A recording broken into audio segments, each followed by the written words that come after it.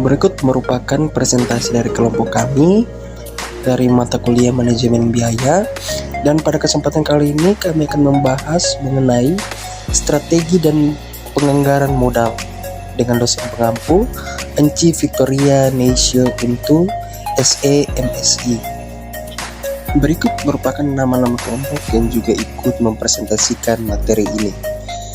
Yang pertama ada Maria Skill Maria Sosoeng, yang kedua saya sendiri Yoljen Solarain, yang ketiga ada Aprian Udi Samuel, yang keempat ada Eunike Koso, yang kelima ada Intan Krompis, yang keenam ada Priscilla Malonda, yang ketujuh ada Deon Paulus Tiwa, dan yang terakhir Gabriel Veron Laru Raab.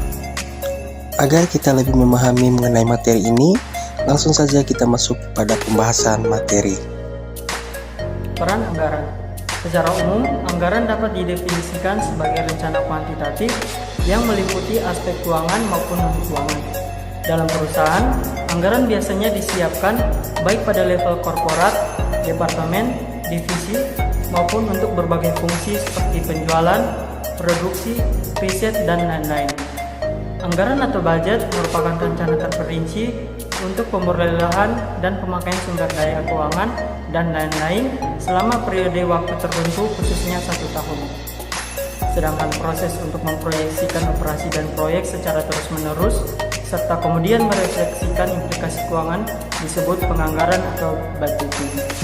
Penjelasan anggaran bagi seluruh unit organisasi akan memfasilitasi koordinasi aktivitas lintas departemen dan unit organisasi yang lain, membantu manajer mengidentifikasi sumber hambatan saat ini dan hal-hal potensial yang membuat operasi berjalan dengan tidak lancar. Peran anggaran adalah sebagai alat komunikasi di mana manajemen puncak mendefinisikan rencana dan tujuannya untuk periode agar manajer lainnya dalam karyawan memiliki akses terhadap informasi tersebut, menjadi alat motivasi pada akhir periode operasi. Anggaran pada periode tersebut dapat berfungsi sebagai dasar untuk penilaian kinerja dengan cara melaporkan kinerja antara pengeluaran aktual yang dilakukan dengan hasil operasi.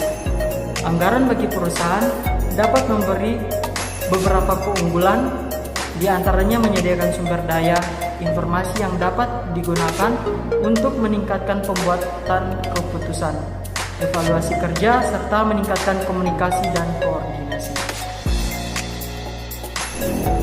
Strategi rencana jangka panjang dan anggaran induk. Yang pertama, pentingnya strategi dalam penganggaran. Strategi perusahaan merupakan jalan yang dipilih oleh perusahaan untuk mencapai sasaran jangka panjang dan visinya. Strategi merupakan titik awal dalam pembuatan rencana dan anggaran perusahaan. Yang kedua, perumusan strategi. Perumusan strategi dimulai dengan menganalisis faktor-faktor eksternal dan menilai kemampuan internal. Faktor-faktor eksternal perusahaan seperti faktor ekonomi, politik, peraturan, masyarakat, lingkungan, dan persaingan membantu perusahaan mengidentifikasi peluang, keterbatasan, dan ancaman. Peluang yang tersedia pada saat kondisi ekonomi sedang sangat baik akan sangat berbeda dengan peluang yang tersedia pada saat kondisi ekonomi tidak terlalu baik.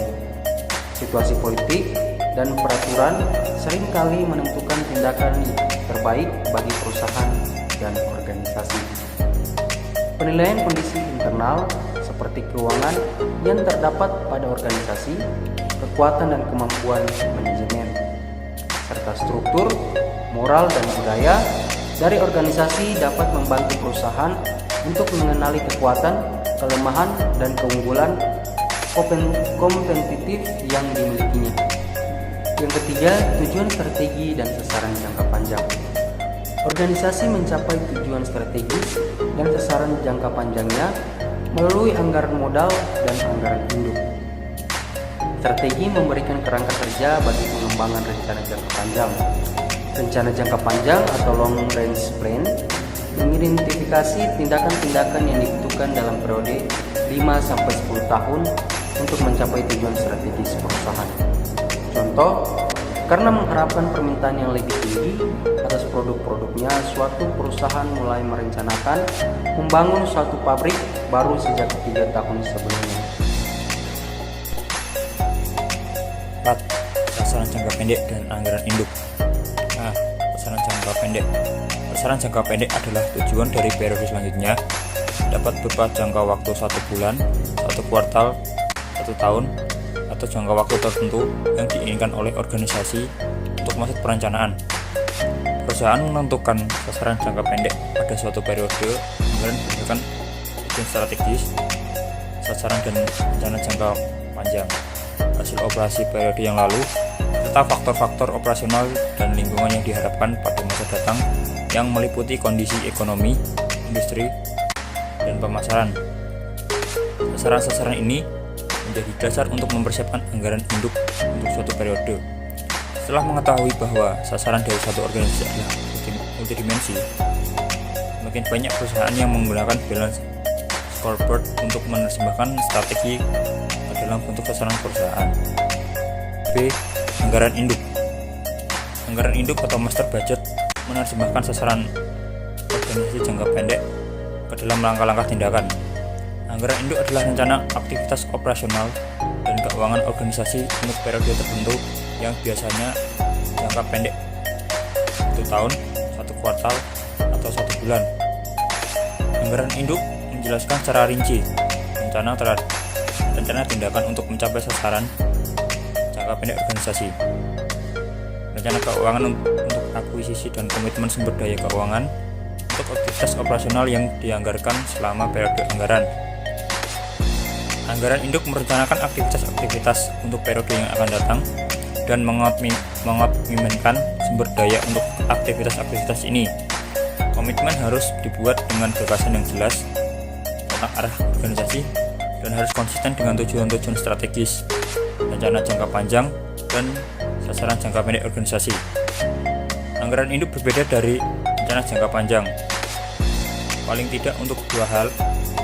Yang pertama, anggaran induk merupakan rencana operasional jangka pendek yang biasanya meliputi periode yang tidak lebih dari 1 tahun.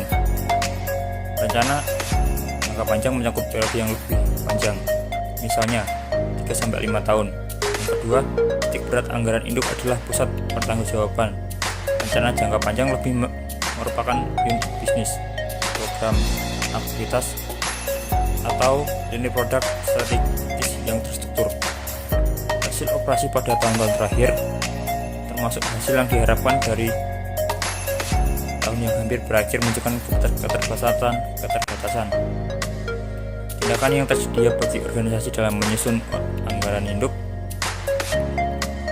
kejadian-kejadian di masa datang yang diharapkan secara simultan akan membentuk seperangkat tindakan yang dapat dipilih perusahaan untuk mencapai tujuan-tujuannya, baik hasil operasi pada tahun-tahun terakhir maupun kejadian-kejadian di masa datang yang diharapkan terjadi dapat mempengaruhi tujuan strategis serta rencana jangka panjang perusahaan. Anggaran induk merupakan anggaran komprehensif untuk satu periode spesifik yang terdiri dari anggaran modal dan serangkaian anggaran operasi dan keuangan yang saling berkaitan. Pertama, anggaran penjualan. Anggaran penjualan memiliki 3 komponen, yaitu ramalan volume penjualan, ramalan bauran penjualan, dan harga jual yang dianggarkan. Faktor-faktor berikut ini seharusnya dipertimbangkan dalam peramalan penjualan.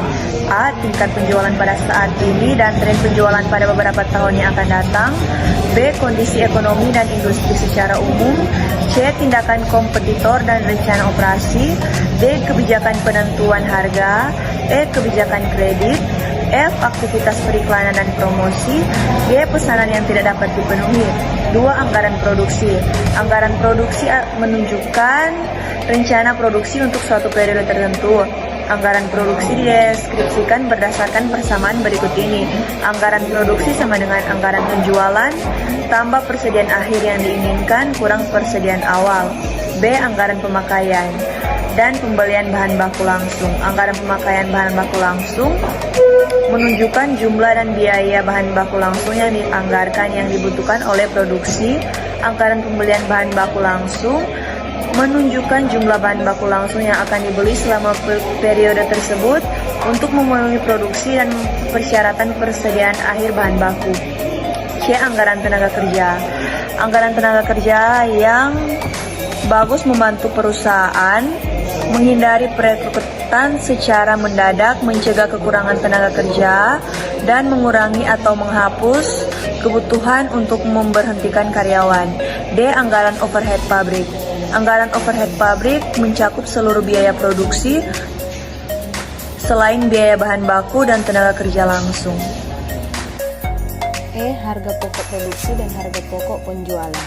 Informasi dari anggaran harga pokok produksi dan harga pokok penjualan untuk satu periode muncul pada dua anggaran lain untuk memperoleh yang sama, laporan laba rugi dan neraca. 1. Anggaran pembelian barang dagang. Anggaran pembelian barang dagang atau merchandise purchase budget, perusahaan menunjukkan jumlah barang dagang yang perlu dibeli selama periode yang bersangkutan. Bentuk dasar anggaran pembelian barang dagang sama dengan anggaran produksi. 2. Anggaran beban penjualan dan administrasi umum. Banyak pengeluaran penjualan dan administrasi umum merupakan hasil dari aktivitas serta program penjualan dan pemasaran. Perusahaan yang terkenal mengurangi atau menghapuskan beban penjualan dan administrasi untuk meningkatkan laba operasi selama periode yang bersangkutan. 3. Anggaran penerimaan atau pengumpulan kas.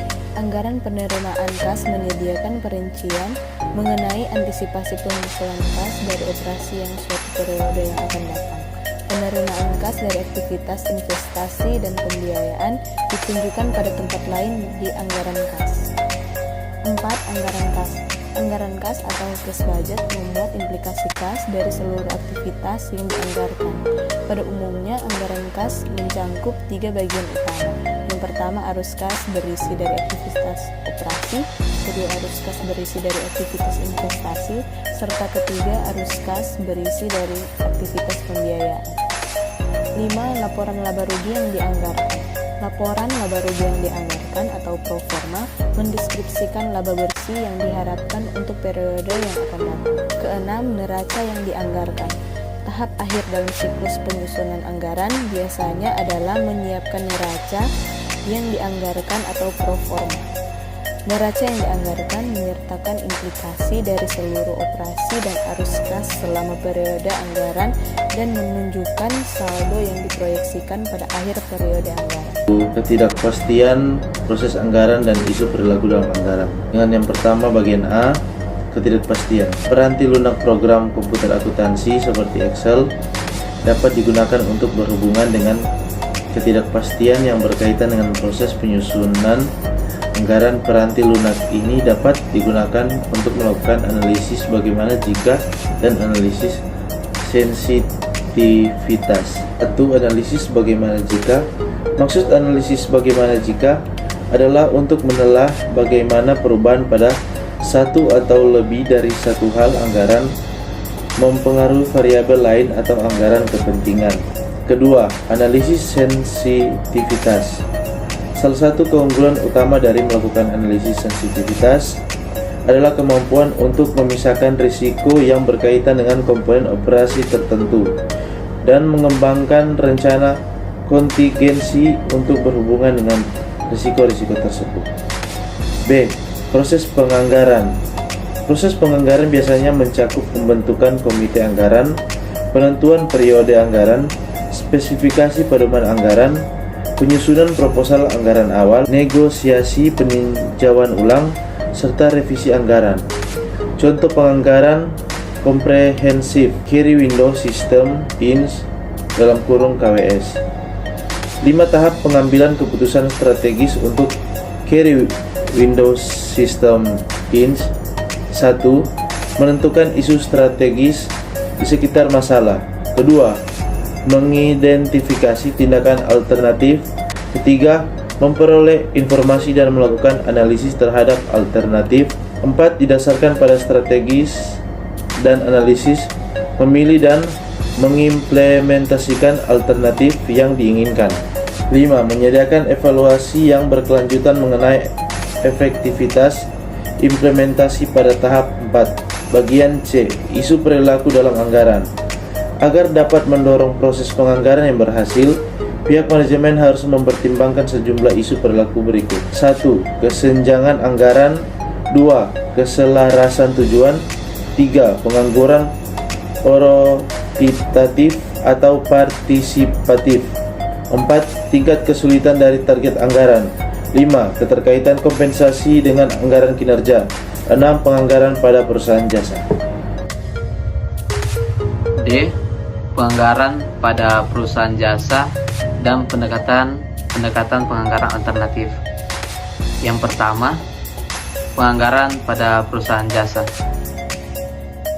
Perusahaan jasa memiliki karakteristik operasi, lingkungan operasi, dan pertimbangan yang berbeda-beda dari perusahaan manufaktur atau dagang. Penganggaran pada industri jasa serupa dengan penganggaran untuk perusahaan manufaktur atau dagang.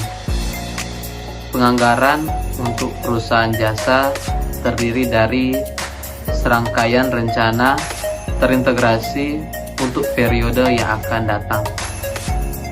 Perbedaannya adalah pada tidak adanya anggaran produksi atau pembelian barang dagang dan anggaran tambahannya.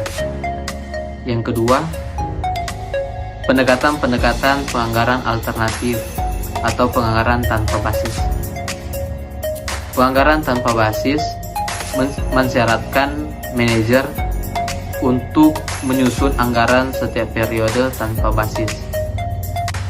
Penganggaran tanpa basis tidak memungkinkan aktivitas atau fungsi untuk disertakan ke dalam anggaran, kecuali jika manajer dapat membenarkan kebutuhan mereka. Nah, saat ini kita masuk dalam kesimpulan dan saran. Kesimpulannya, proses penganggaran bermula dari perakiraan penjualan yang menetapkan tafsiran penjualan dan harga jual per unit yang disusun oleh manajer penjualan didasarkan pada suatu analisis ekonomi kondisi ekonomi. Nah, anggaran produksi disusun berdasarkan prospek penjualan dan tingkat persediaan. Anggaran tersebut nantinya akan menjadi landasan yang dipakai untuk menyusun anggaran-anggaran bahan baku langsung dan tenaga kerja langsung.